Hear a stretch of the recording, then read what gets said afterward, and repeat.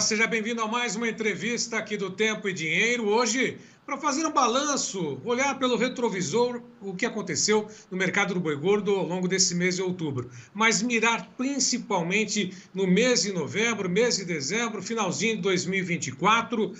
Para tanto, nós vamos acompanhar as informações atentamente da Lígia Pimentel, que já está conosco, de Valinhos, aqui no interior de São Paulo, a quem agradeço a participação. Prazer em tê-la aqui no Tempo e Dinheiro, Lígia.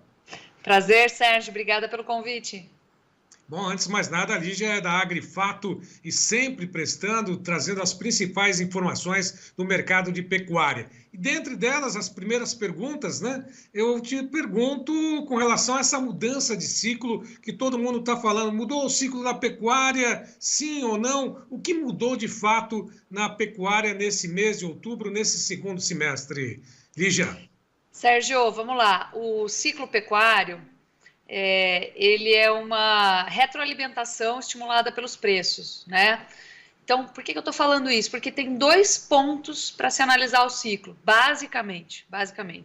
A gente pode analisar sob o aspecto do abate de fêmeas e o que ele vai fazer com a oferta futura, ou a gente pode analisar sob o aspecto mais frequente, que é o dos preços do boi gordo, né? Então, quando a gente fala assim, o ciclo já virou, será que nós estamos falando sob o ponto de vista de abate de fêmeas e algo que daqui para frente é imutável, né? Não dá para voltar, certamente vai acontecer, ou nós estamos falando que o preço já mudou e é daqui para cima, né? Então eu vou falar sobre os dois pontos de vista. Sob o ponto de vista de abate de fêmeas, não dá mais para voltar atrás, tá? Nós já estamos vindo de 3 anos de liquidação de rebanho, ou seja, abate de fêmeas aumentado, acelerado, ao ponto de a gente provocar uma redução produtiva futura, né? Não tem mais como voltar atrás disso. Acontece que o ciclo ele não muda de um pior momento para um melhor momento, de um semestre para o outro. Ele vai no ritmo da pecuária, que é plurianual. A gente sabe que para um boi ser produzido e consumido, ele demora mais ou menos 4 anos. E é por aí que toca a banda do ciclo pecuário. Então, quando nós falamos em perspectiva de preços, talvez a gente ainda tenha um primeiro semestre do ano que vem um pouco arriscado, né? A gente pode discorrer sobre isso de uma forma mais organizada, mas o que está acontecendo aqui hoje, vamos lá, é um reflexo de uma estiagem severíssima, né? Acima da média. Na nossa região produtora, por exemplo, a gente ficou sem chover desde abril até agora, então foi bem mais dramático do que costuma ser. Esse ano nós tivemos também mais do que o dobro dos focos de incêndio médios dos últimos anos, foi recorde de área queimada desde 2010, e isso prejudicou certamente as pastagens, também a disponibilidade de forragem. E se a gente lembrar lá em julho, né, em julho estava todo mundo muito pessimista. Tá? Em julho a gente tinha um boi de 230, 240, 220 reais mais ou menos, girando em torno desses valores, né, do começo do ano até julho, então estava todo mundo meio chateado. O que acontece foi que para julho não se colocou animais no confinamento pela desesperança em torno da atividade, falta de caixa, falta de recursos para investir. E aí o que nós colhemos na sequência foi uma falta, né, de animais terminados, principalmente exagerada, reforçada por uma falta de compromisso com o mercado a termo por parte dos frigoríficos. Então os frigoríficos esse ano não fizeram contrato a termo. Nós conversávamos aqui no primeiro semestre com as indústrias para ver quem estava oferecendo esse tipo de negócio e ninguém oferecia. O que aconteceu foi que a gente teve um segundo semestre de escalas curtíssimas. No fim das contas, olha só que interessante, essa é uma informação que ninguém está trazendo, tá? No fim das contas, o abate não ficou tão pequeno assim. Então tinha boi saindo, mas não tinha escala. Os frigoríficos não tinham feito escala com o termo. Então o pecuarista ficou mais calmo para negociar e o boi foi subindo. Por quê? Margem do mercado doméstico e do mercado externo estava boa. E por que eu estou falando que não faltou tanto boi assim? Porque os dados do Serviço de Inspeção Federal, não são dados meus, são dados do governo, do CIF, dizem que setembro teve a maior média de abate diário da história, da sequência histórica desses dados. Ou seja, está sendo abatido boi. O que está acontecendo é que nós estamos exportando muito, o mercado doméstico se aqueceu por conta das eleições, e aí as escalas dos frigoríficos não tinham sido feitas com o boi a termo, eles tiveram que sair comprando da mão para a boca, e isso fez o preço explodir. Ou seja, são várias informações e preciosas. Primeiro é a questão se o ciclo já virou ou não, o número de abate de fêmeas foi grande, né, nessa questão que deve ser observada a partir do ano que vem, se vai faltar ou não bezerros. Do outro lado, a informação que você passa de que esse ano praticamente contratos a termo foram pouquíssimos, né, o que é uma tradição no mercado de pecuária, praticamente inexistiram, e outro que essa sequência de abates no mês de setembro bateu recordes, né? Quer dizer que nós temos aí uma configuração totalmente atípica e esses preços que a gente está acompanhando hoje, será que com toda essa configuração que você passou, eles devem firmar no primeiro semestre do ano que vem? Ainda é cedo para poder fazer esse tipo de avaliação, projeção, Lígia? Sérgio, vamos lá. Todo o primeiro trimestre ele é muito emblemático para o abate de fêmeas e para a liquidação também, né, como consequência, porque é quando se descarta as fêmeas que repetiram cio após a estação de monta. Tá? Então, normalmente, há uma participação maior de fêmeas nos abates dos primeiros trimestres. E se a gente observar 2024 e 2023, foram anos de liquidação clássica, em que o abate de fêmeas nesses trimestres ocupou 49% dos abates totais. Ou seja, praticamente metade do que se abatia era fêmeas. E se a gente considerar a eficiência da cria no Brasil, você já vai entender que nós estamos consumindo capacidade produtiva, né? Focando aí nas fêmeas que não emprenham, nas que repetem cio, naquelas que são inférteis, nos manejos inadequados, etc. Tudo isso consome produtividade na cria. Você vai entender que abater metade de fêmeas mais essa ineficiência, que sempre existe, nós estamos liquidando o rebanho, né? Liquidando a capacidade produtiva. E o que acontece? Historicamente, o ciclo ele acelera e desacelera de forma lenta. Tanto é que nós ficamos em crise de 2022 até a metade de 2024, né? Então, a gente teve aí, inclusive no final de 2021 já tivemos problemas com precificação, enfim. O que eu quero dizer com isso? Que se nós tivermos uma participação expressiva no primeiro trimestre de 2023 de fêmeas, no de 2024 também, no de 2025 o que é esperado? Aproximadamente 45, 44, 43% de participação de fêmeas nos abates do primeiro trimestre. E pode sofrer ainda um reforço essa taxa, porque como a estiagem foi muito severa e as pastagens em diversas regiões de cria estão severamente prejudicadas e houve muitas queimadas também, isso prejudica como consequência a taxa de prenhez, né, a fertilidade dessas fêmeas, que está totalmente ligada ao nível de alimentos que ela recebe. Então, isso pode cobrar um preço e fazer o descarte de fêmeas continuar um pouquinho acelerado, não muito, mas um pouquinho acelerado, ainda no início de 2025. Por quê? Nós já liquidamos muito, tá? 2023 e 2024 foram, assim, didáticos, clássicos de liquidação de ano de fase de baixa de ciclo. Mas o negócio sempre desacelera. Então, vamos tomar cuidado para não achar que todas as fêmeas já foram. A gente acha que ainda tem um golinho de fêmea para sair, não muito, mas ainda tem um golinho que pode ser reforçado por essa infertilidade, por essa dificuldade de se manter aí a necessidade energética das fêmeas para que pudessem desempenhar bem sua função reprodutiva ao longo da estação. Tá? Então, isso pode fazer ter um pouquinho de oferta no primeiro semestre. Por isso que a gente estava falando de preço de boi e tal, o que pode acontecer. Nós estamos em patamares muito interessantes. A Bolsa marca mais de R$320 para novembro. Se não me engano, hoje 324. Tá? Hoje, dia 29/10, só para a gente contextualizar. Então, isso é um valor interessante em se pensando que nós chegamos ainda em 2024 a alcançar um valor R$100 abaixo disso, praticamente. Então, cuidado, né? Na alta, prudência. Na baixa, coragem. Coragem para se comprar o que está barato. Afinal de contas, boi cicla, né? Reposição cicla.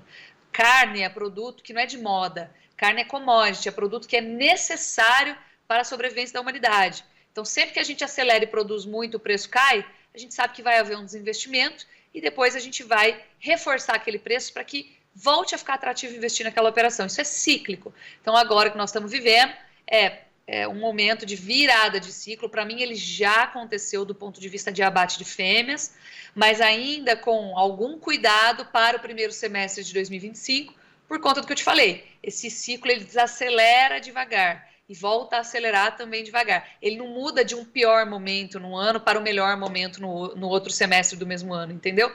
Então a gente precisa ficar cauteloso com esses momentos e não ficar muito eufórico. Hoje a gente tem uma taxa de engorda que está dando um retorno interessante, né? Desculpa, a gente tem uma operação de engorda que está dando uma taxa de retorno interessante por conta dessa acelerada que deu aí no segundo semestre. Então acho que é bom, muitas vezes, a gente colocar a viola no saco, entender que o mercado consumidor também tem um limite para pagar, e fazer bons negócios. Talvez não seja o melhor negócio possível do ano, o olho da mosca, mas na média a gente faz bons negócios e o mercado está mostrando aí bons patamares e considerando esse risco do primeiro semestre de 2025 em especial. Bom, 2 fatos, realmente, você confirma.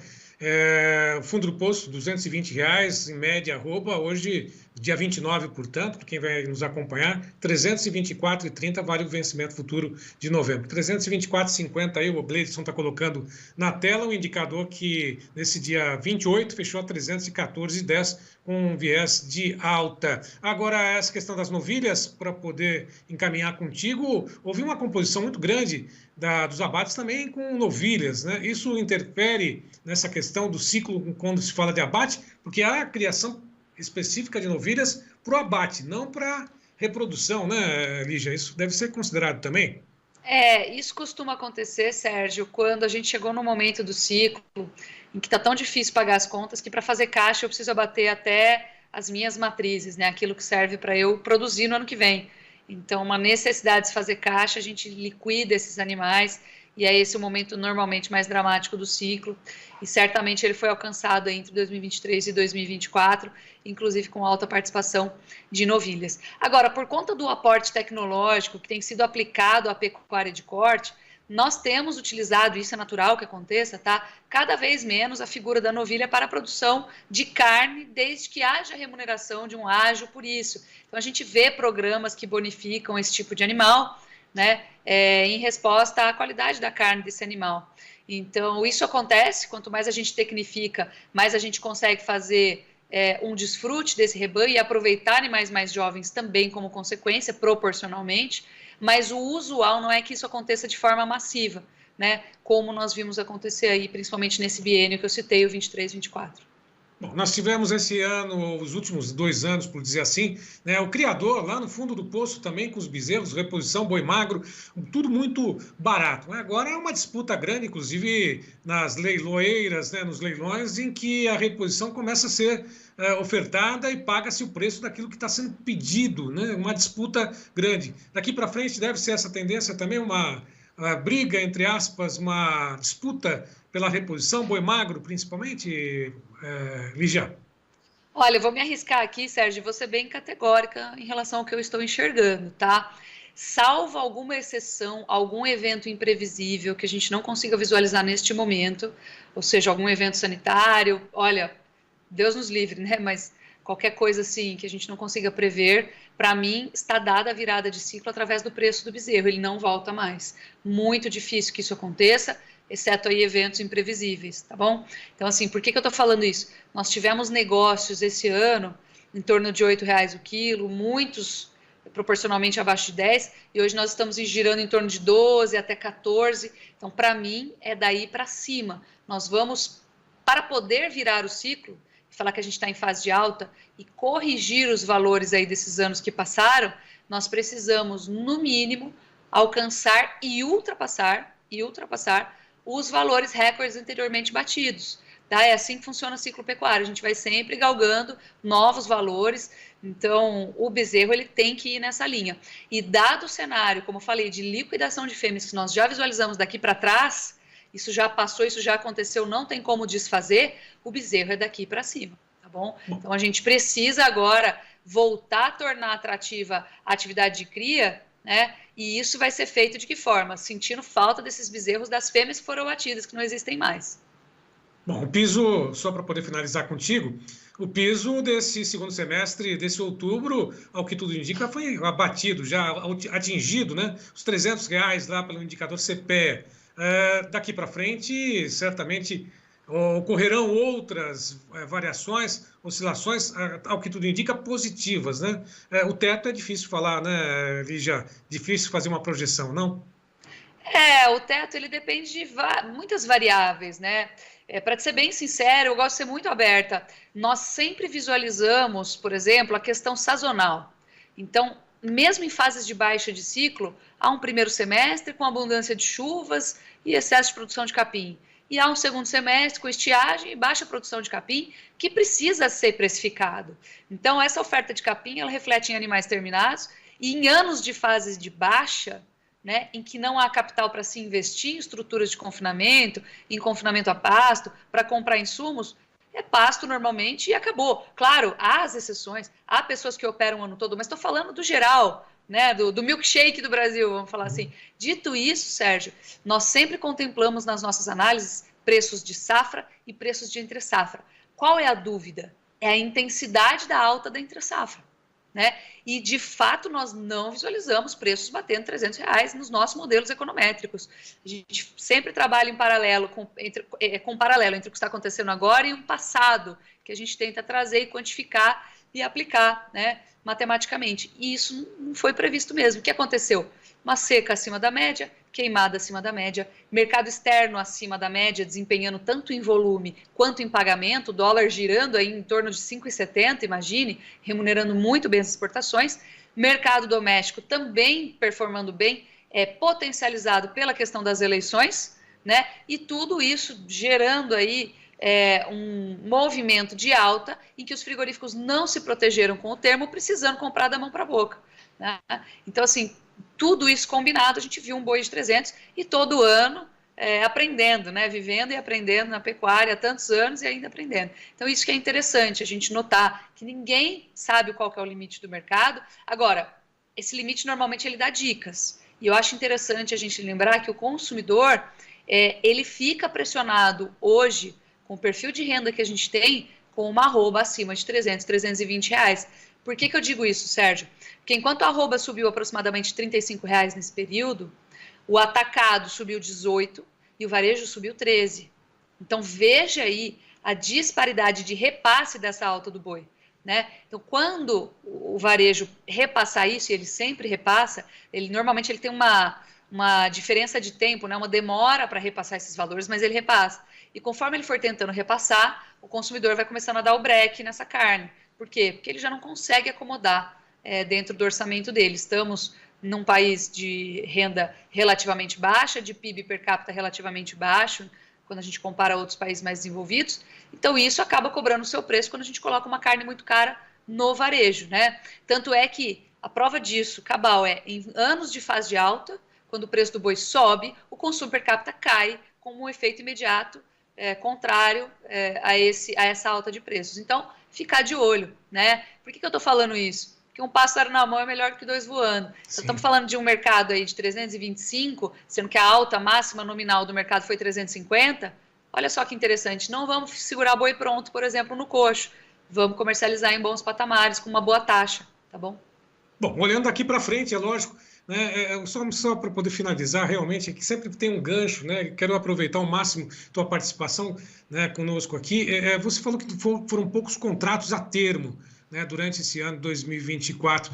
O produtor, o pecuarista, ele ficou à mercê desses preços em queda, ele usou ferramentas de mercado, buscou opções, enfim. Como é que ele se garantiu, né, ou ele ficou descoberto durante esse período? Porque a única garantia teórica era aquele contrato a termo lá, entrega ao preço que foi fechado anteriormente. O que aconteceu de fato, só para poder finalizar contigo? A gente teve pela nossa experiência aqui, a nossa ação, a gente teve um índice de travas, Sérgio, de médio para baixo, tá? Por que isso? Porque até julho havia um receio muito grande de que o mercado não performasse. Então, estava todo mundo um pouco mais na defensiva e acabou fazendo um pouco de travas. Então, mas isso assim, sempre lembrando que esse é o pecuarista minoria, né? Em torno de 10% dos pecuaristas hoje no Brasil fazem algum tipo de proteção, se utilizando aí de termos ou contratos futuros ou opções. Então, esse ano o pessoal estava cauteloso até julho, de repente o preço começou a subir devagarzinho e bum, explodiu, né, em algumas semanas. Então, isso acabou deixando as pessoas não travarem mais. Então, agora vamos ver até onde vai. As pessoas normalmente esperam esse movimento desempenhar, ficam mais corajosas, né? Peitam um pouco mais o mercado, se é que a gente pode dizer assim. Então, esse ano foi uma taxa de travamento eu diria mais baixa para média, né? Entre baixa e média, tá bom? Tá certo. Bom, você e a equipe da Agrifato, né, atendem apelos, consultoria, viagens, pecuaristas Brasil afora, estão fazendo esse trabalho também, continuam Com atendendo certeza. esses pecuaristas? Com certeza, Sérgio, viajando bastante, por isso que às vezes é difícil falar com você. No trecho a conexão é ruim para a gente poder se falar, correria. Eu, como tenho muito filho em casa, marido, casa, escritório, tudo, vou num pé, volto no outro, então às vezes não dá tempo, tem que pegar voo de madrugada, mas estamos fazendo um trabalho bacana, eu, toda a equipe, a gente tem uma equipe grande, tem muito orgulho disso, uma empresa que nasceu do zero, de fato, então tem muito orgulho dessa equipe aí viajando o Brasil todo, atendendo essa pecuária, essa atividade que gera tanto emprego, tanta renda, tanto alimento, tanta preservação, e da qual eu tenho muito orgulho de fazer parte. É uma verdadeira bênção poder estar nesse meio. Só gente boa que a gente conhece por aí, é muito bom.